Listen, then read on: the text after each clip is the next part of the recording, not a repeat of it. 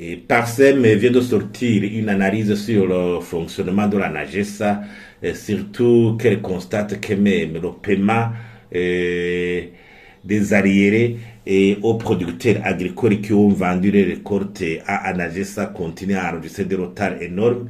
Et Parsem a sorti son analyse. D'abord, premièrement, le contexte de travail, de fonctionnement de la NAGESA est un contexte assez difficile. Jusqu'à maintenant, au Burundi, il n'y a pas de statistiques fiables qui montrent l'état de la production dans tel ou tel autre denrée alimentaire. La quantité produite annuelle. Il n'y a pas de statistiques fiables qui évaluent les besoins de consommation alimentaire dans tel denrée ou tel autre. Donc, pour dire qu'il y a une surproduction, pour dire qu'il y a un déficit. Déjà, au moment des États généraux de l'agriculture qui se sont tenus en 2016-17, il y avait un constat d'un déficit de la production alimentaire de 30% au Burundi. Donc, dire qu'il y a une surproduction, ça peut être une surproduction artificielle. Donc, je crois quelque part, il faut tabler sur les statistiques. Deuxièmement, il faut savoir que le producteur agricole, quand il parvient à dégager un surplus qu'il va au marché, ce n'est pas parce qu'il a une surproduction extraordinaire, c'est parce qu'il a d'autres besoins incompressibles, incontournables, notamment l'achat du sel, et envoyer son enfant à l'école, faire soigner son enfant. Ce sont des besoins qui sont là, qui doivent être satisfaits. Donc, il est acculé, il n'a pas autre marge de manœuvre. Et la NAGESA, au niveau de ses capacités techniques, organisationnelles et financières, a déjà montré des failles. Au niveau technique, il y a une production qui a fini par pourrir.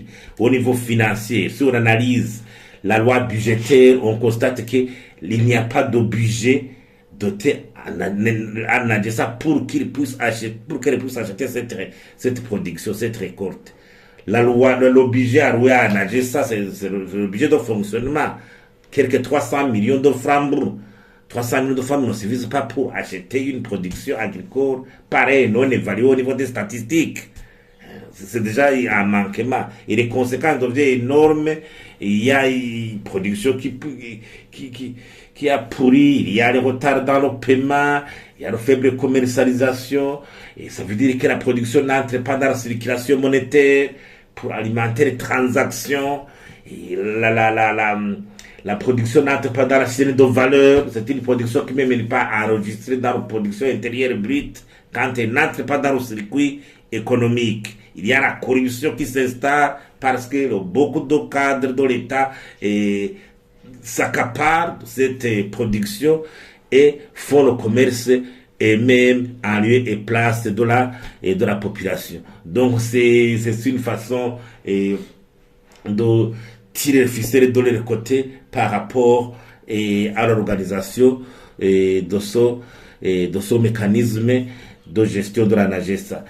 Alors, si la NAGESA devrait continuer, Parsem demande les éléments suivants. Il faut que le producteur reste propriétaire de sa récolte et qu'il puisse la vendre au moment voulu. C'est-à-dire que si la NAGESA construit des centres de récolte, de collecte, le service nécessaire, c'est de parvenir à aider le producteur à conserver sa récolte de façon sécurisée, dans des conditions qui permettent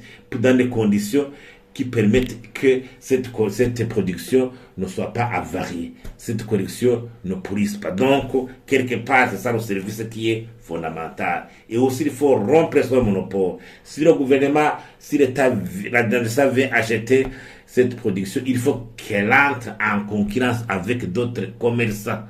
S'il donne des services intéressants, ça veut dire que la population va répondre à son appel. La population va répondre à son appel. Et s'il y a concurrence, c'est là où même la NAGESA va s'arranger à disposer de services de qualité. Quand vous instituez un monopole et vous ne parvenez pas à rendre des services adéquats, c'est le citoyen qui en fait les frais. Donc, quelque part, il faut un changement à ce niveau. Plutôt, le gouvernement devait s'atteler aux missions suivantes. Une bonne politique foncière. La disponibilisation des semences sélectionnées à un prix abordable, de qualité. La disponibilisation des engrais entrants. L'encadrement agricole. La recherche, intensifier la recherche au service de la production alimentaire. Aussi faciliter la mécanisation pour moderniser le système de production agricole. Là, l'État aura soutenu le producteur dans sa mission de disponibiliser l'offre alimentaire sur le marché.